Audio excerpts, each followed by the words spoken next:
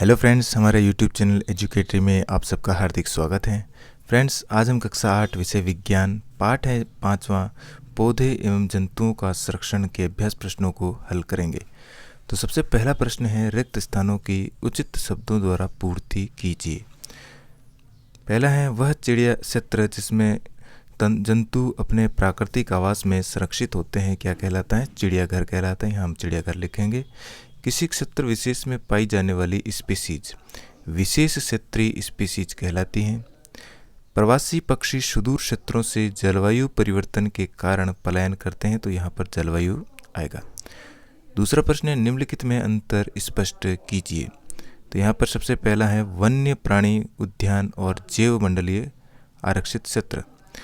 तो इनका अंतर करते हैं। वह क्षेत्र जहाँ जंतु एवं उनके आवास किसी भी प्रकार के विक्षोभ से सुरक्षित रहते हैं, जबकि वन्य जीव पौधों और जंतु संसाधनों और उस क्षेत्र के आदिवासियों के पारंपरिक ढंग से जीवन यापन हेतु विशाल संरक्षित क्षेत्र जैव मंडलीय आरक्षित क्षेत्र कहलाता है। दूसरा है चिड़ियाघर एवं अभ्यारण्य। तो जहाँ कई सारे जानवरों को इकट्ठे रखा जाता है उसको हम चिड़ियाघर कहते हैं। और आरक्षित वनों की तरह ही कुछ ऐसे क्षेत्र जहाँ वन्य प्राणी सुरक्षित और सुरक्षित रहते हैं उसे हम वन्य जीव अभ्यारण्य कहते हैं। गह है संकटापन और विलुप्त स्पीसीज। बाद उन स्पीसीज में से हैं जो एक धीरे धीरे हमारे वनों से विलुप्त हो रहे हैं, तो विलुप्त में आ जाता है। चौथा है वनस्पति जात और प्राणी जात। किसी क्षेत्र विशेष में पाए जाने वाले पेड़ पौधे उस क्षेत्र को वनस्पति जात कहते हैं, जबकि किसी क्षेत्र विशेष में पाए जाने वाले जीव जंतु उस क्षेत्र को प्राणी जात कहते हैं। फ्रेंड्स, आगे बढ़े उससे पहले आपसे रिक्वेस्ट रहेगी कि अगर आपने मेरे चैनल को अभी तक सब्सक्राइब नहीं किया है तो चैनल को सब्सक्राइब करके बेल आइकन को अवश्य प्रेस करें, ताकि मेरे आने वाले सभी वीडियोज़ के नोटिफिकेशन आप तक आसानी से पहुँच सके। तो चलिए कंटिन्यू करते हैं। तीसरा है प्रश्न है, वनोन्मूलन का निम्न पर क्या प्रभाव पड़ता है? तो सबसे पहले वनोन्मूलन का वन्य प्राणी पर प्रभाव। वनोन्मूलन का वन्य प्राणियों पर प्रभाव पड़ने से वन समाप्त हो रहे हैं। वनों की कटाई करके भूमि का कई कार्यों में उपयोग किया जाता है। वनों की कटाई जंगली जीवों के प्राकृतिक आवास को नष्ट कर देती है, जिसके कारण जीवन की आवश्यकताओं की आपूर्ति नहीं होने के कारण उनकी संख्या घट जाती है। दूसरा है पर्यावरण। वनों की कटाई पर्यावरण के प्राकृतिक संतुलन को बिगाड़ देती है। पौधों के द्वारा कार्बन डाइऑक्साइड अवशोषित नहीं होती हैं और पर्यावरण में इसकी मात्रा बढ़ जाती है। पौधों की कमी के कारण ऑक्सीजन की मात्रा कम हो जाती है। वनों की कटाई से नमी कम हो जाती है और वातावरण में तापमान बढ़ जाता है। ग है ग्रामीण क्षेत्र गांव। गांव अपनी कई ज़रूरत की आवश्यकता हर वनों से पूरा करते हैं। वनों की कटाई के कारण ग्रामीणों की आवश्यकताएं पूरी नहीं होती। साथ ही जैसे ही वनों की कटाई से जंगली जानवरों का आवास खत्म होता है, वे गांव की तरफ भागते हैं, जिसके कारण ग्रामीण संसाधनों को नुकसान पहुंचता है। फिर है शहर। शहरी क्षेत्र के निवासी अपने क्षेत्र में स्थापित उद्योगों का उत्पादन वन से प्राप्त कच्चे उत्पादों में करते हैं, लेकिन वनों की कटाई से शहरों में औद्योगिकीकरण सबसे अधिक प्रभावित होता है। इसके साथ वनोन्मूलन के कारण उत्पन्न हुआ प्रदूषित वातावरण भी शहरी क्षेत्र को प्रभावित करता है। अब अगला है पृथ्वी। वनोन्मूलन के कारण कार्बन डाइऑक्साइड के उपयोग में कमी आती है, जिससे वायुमंडल में इसकी मात्रा बढ़ जाती है। क्योंकि कार्बन डाइऑक्साइड पृथ्वी द्वारा उत्सर्जित ऊष्मीय विकिरणों का प्रग्रहण कर लेती है, अतः इसकी मात्रा में वृद्धि के परिणाम स्वरूप विश्व उष्णन होता है। पृथ्वी के ताप में वृद्धि से जलचक्र का संतुलन बिगड़ जाता है और वर्षा की दर में कमी आती है, जिसके कारण सूखा पड़ता है। अगली पीढ़ी। वनोन्मूलन के कारण हमारी आने वाली पीढ़ी पेड़ पौधों की हरियाली को देखने से वंचित रह जाएगी। वनों की कमी से उनके स्वास्थ्य पर भी बुरा प्रभाव पड़ सकता है। उनका पूरा जीवन प्रदूषण में ही बीत जाएगा। चौथा प्रश्न है, क्या होगा यदि हम वृक्षों की कटाई करते रहें?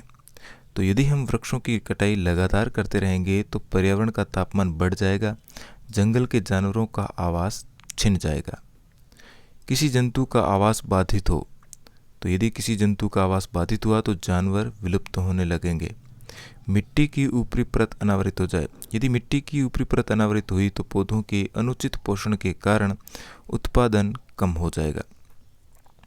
पांचवा प्रश्न है, संक्षेप में उत्तर दीजिए। क है, हमें जैव विविधता का संरक्षण क्यों करना चाहिए? उत्तर होगा, जैव विविधता से अभिप्राय किसी क्षेत्र विशेष में पाए जाने वाले सभी पौधों, जंतुओं, सूक्ष्म जीवों की विभिन्न प्रजातियों से है। इनका संरक्षण इसलिए जरूरी है ताकि इनको विलुप्त होने से बचाया जा सके।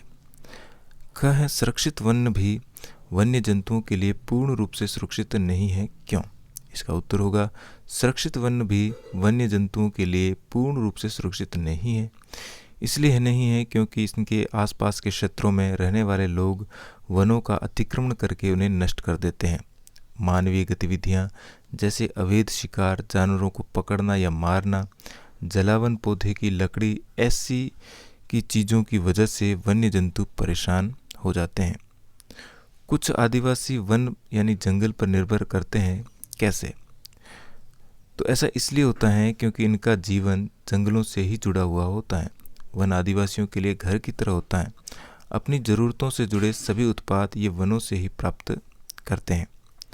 वनोन्मूलन के कारण और उनके प्रभाव क्या हैं?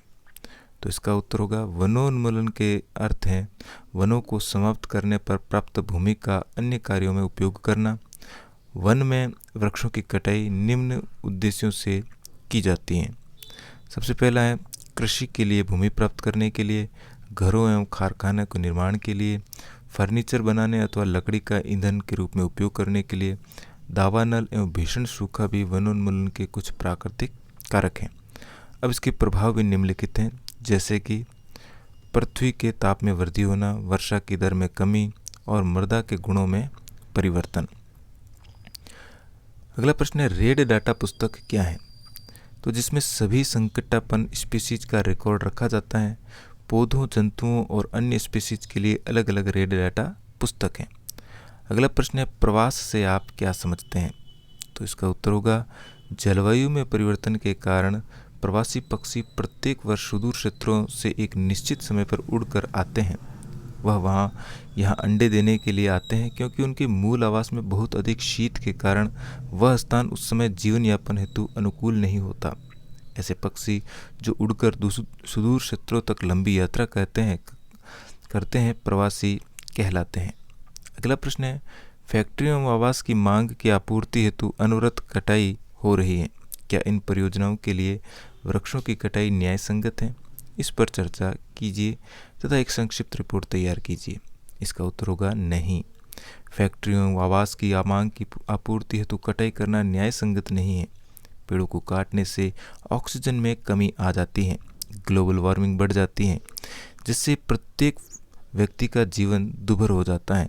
पेड़ों को काटने से ही वर्षा में कमी आई है। पेड़ वर्षा लाने में महत्वपूर्ण कार्य करते हैं। 7वां प्रश्न है, अपने स्थानीय क्षेत्र में हरियाली बनाए रखने में आप किस प्रकार योगदान दे सकते हैं?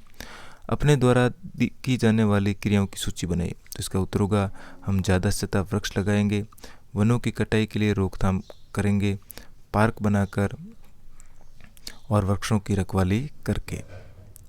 अगला प्रश्न है, वनोन्मूलन से वर्षा दर किस प्रकार कम हुई है, समझाइए। इसका उत्तर होगा, प्रकाश संश्लेषण की क्रिया में पौधों को भोजन बनाने के लिए कार्बन डाइऑक्साइड की आवश्यकता होती है। कम वृक्षों का अर्थ कार्बन डाइऑक्साइड के उपयोग में कमी आना, जिससे वायुमंडल में इसकी मात्रा बढ़ जाती है, क्योंकि कार्बन डाइऑक्साइड पृथ्वी द्वारा उत्सर्जित ऊष्मीय विकिरणों का प्रग्रहण कर लेती हैं। अतः इसकी मात्रा में वृद्धि के परिणाम स्वरूप विश्व कृष्णन होता है। पृथ्वी के ताप में वृद्धि के जल चक्र का संतुलन बिगड़ता है और वर्षा दर में कमी आती है, जिसके कारण सूखा पड़ता है। 9वां प्रश्न है, अपने राज्य के राष्ट्रीय उद्यानों के विषय में सूचना एकत्र कीजिए। भारत के रेखा मानचित्र में उनकी स्थिति को दर्शाइए। तो उत्तर होगा, हेमिस राष्ट्रीय उद्यान, गंगोत्री राष्ट्रीय उद्यान, गिर वन राष्ट्रीय उद्यान, सुंदरवन राष्ट्रीय उद्यान, जिम कॉर्बेट राष्ट्रीय उद्यान, इंद्रवती भारतीय राष्ट्रीय उद्यान। इनको हमें मानचित्र पर अध्यापक की सहायता से ही मार्क करना है। 10वां प्रश्न है, हमें कागज की बचत क्यों करना चाहिए? उन कार्यों की सूची बनाइए जिनके द्वारा आप कागज की बचत कर सकते हैं। तो उत्तर होगा 1 टन कागज़ की उत्पत्ति के लिए 17 हरे बड़े पेड़ लगाते हैं। कागज़ का 5 से 7 बार पुनर्चक्रण हो सकता है, इसलिए हमें कागज़ को बचाना चाहिए, उपयोग में आए कागज़ को पुनः उपयोग में लाना चाहिए और पुनः चक्रण करना चाहिए। इससे वनों के साथ साथ पानी और ऊर्जा की बचत होती है। इससे हानिकारक रसायनों के उपयोग में भी कमी आती है। दी गई शब्द पहेली को पूरा कीजिए ऊपर से नीचे। विलुप्त स्पीशीज की सूचना वाली पुस्तक, तो कुल मिला के यहाँ पर हम उत्तर लिखेंगे। सबसे पहले विलुप्त सूचना की स्पीशीज की सूचना वाली पुस्तक, तो उसको हम रेड डाटा पुस्तक कहते हैं। दूसरा है पौधों, जंतुओं एवं सूक्ष्म जीवों की किस्में एवं विभिन्नताएं, तो इसको हम जैव विविधता कहते हैं। फिर दाएं से बाएं में पृथ्वी का वह भाग जिसमें सजीव पाए जाते हैं, तो इसको अपन जैव मंडल कहते हैं। यहाँ पर जैव मंडल आ जाएगा। फिर अगला है पृथ्वी का विलुप्त हुई स्पीशीज, तो विलुप्त हुई स्पीशीज को हम संकटापन जाति कहते हैं। और एक विशिष्ट आवास में पाई जाने वाली स्पीशीज, उसको कहते हैं विशेष क्षेत्रीय स्पीशीज। इसके साथ ही हमारा आज का वीडियो यहीं पर समाप्त हुआ है। वीडियो अच्छा लगा हो तो लाइक, शेयर और चैनल को सब्सक्राइब जरूर करें। मिलते हैं इसी प्रकार के एक और वीडियो में। धन्यवाद।